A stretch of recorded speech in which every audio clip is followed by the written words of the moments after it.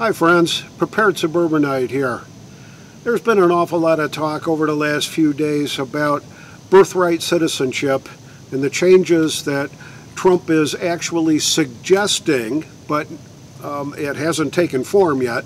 The changes that he's suggesting, possibly using an executive order to make some changes in quite a historical amendment to our Constitution. I've done some research and I want to share that with you, so stick around.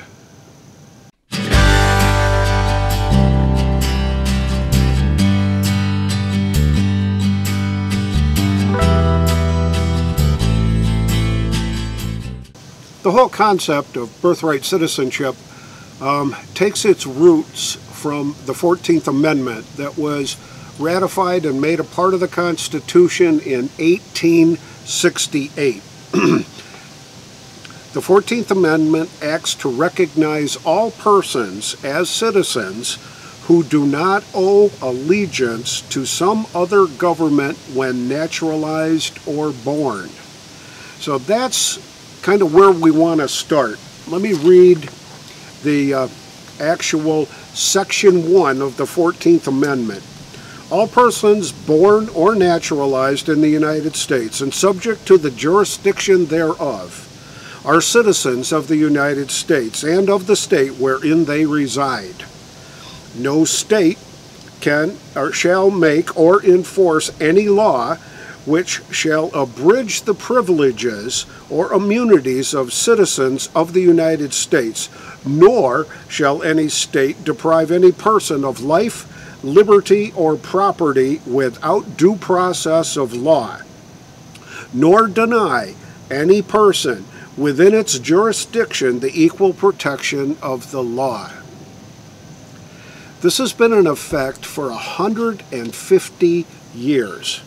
And now our president wants to make some wholesale changes to this based on an executive order.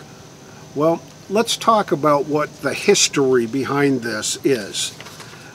The 14th Amendment, the first section, and we're not going to get into the other sections, but the first section was to end the denial of the fundamental rights that belong to all U.S. citizens by virtue of their citizenship under Section 4, Article 4, Section 2 of the U.S. Constitution.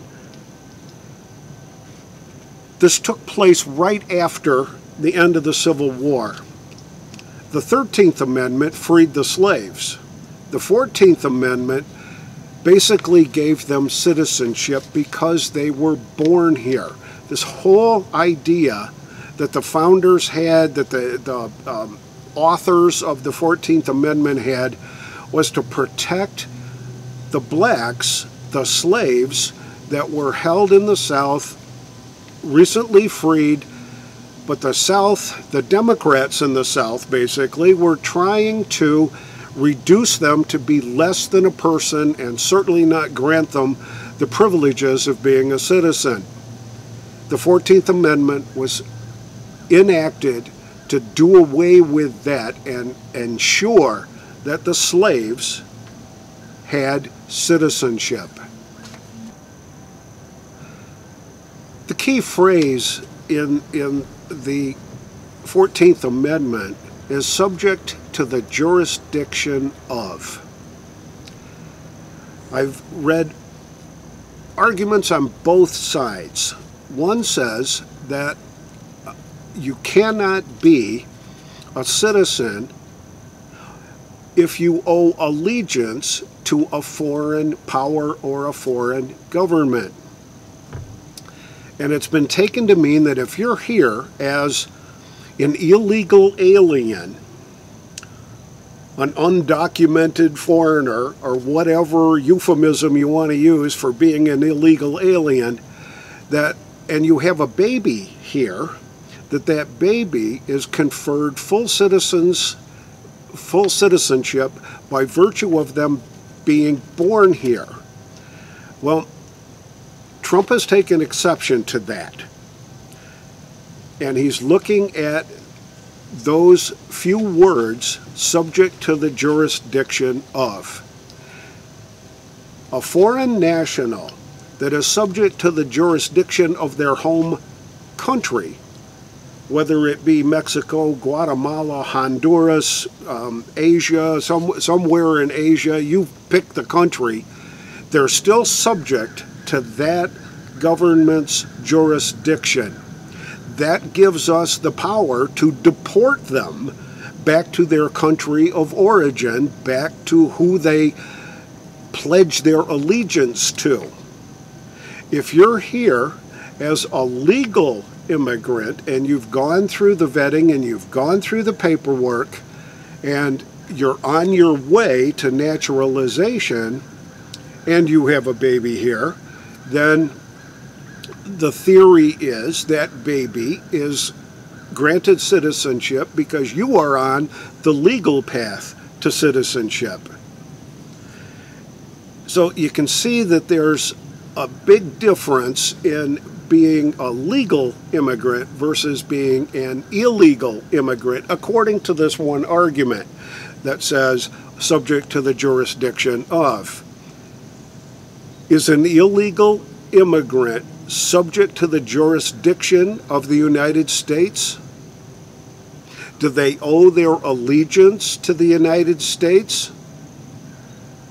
Well, there are some legal arguments, and I've listened to Judge Napolitano on Fox News a couple of different times, and it's his opinion, apparently, and I'm paraphrasing what he's talking about, and it's my best understanding of what he's trying to say, is that you can't just toss away 150 years of assumptive legal ease and just throw it out the window with an executive order.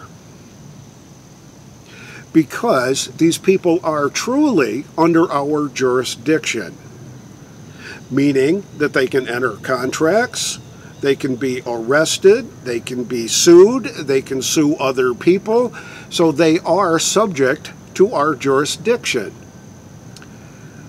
Trump is looking at it in an entirely different context, that they have to owe their allegiance to the United States, and if they haven't sworn that allegiance through the legal immigration process, then they can't be citizens, nor can their children be citizens. There's a case in 1998 called the Steel Company versus Citizens for a Better Environment. And the court said, jurisdiction is a word of many, too many meanings. Therefore, it is important to discover the operational meaning behind the subject to jurisdiction in quotes, as employed under the 14th Amendment, rather than assuming its meaning from other usages of the word jurisdiction alone.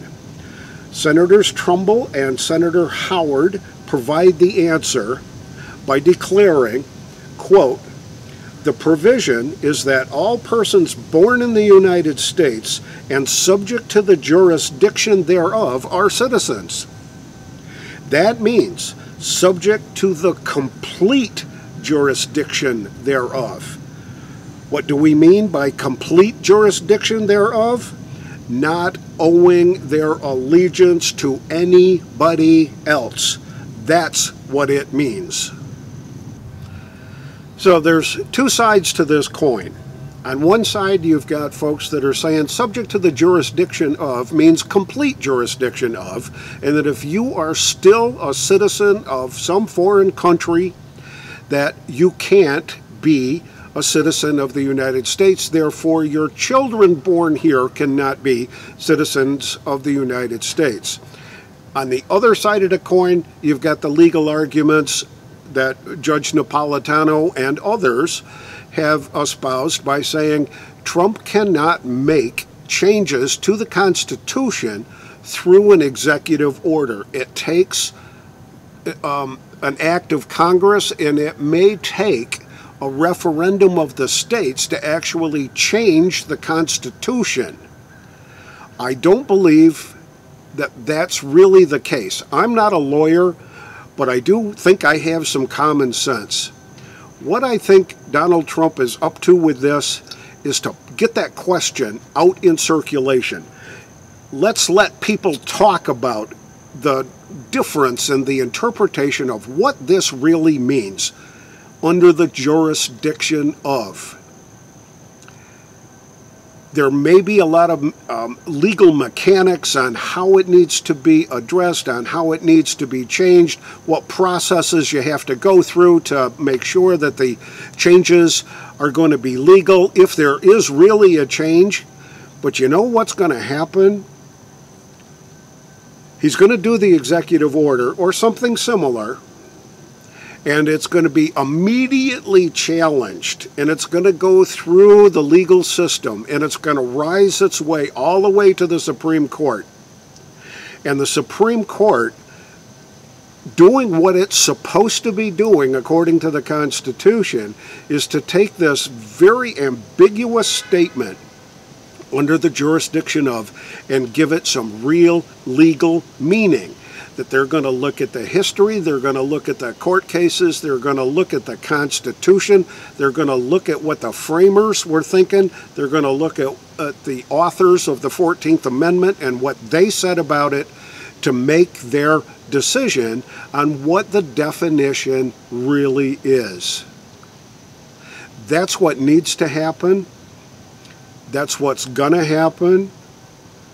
Be prepared always. This is the Prepared Suburbanite reminding you to be prepared always, and I'll see you all on the next video.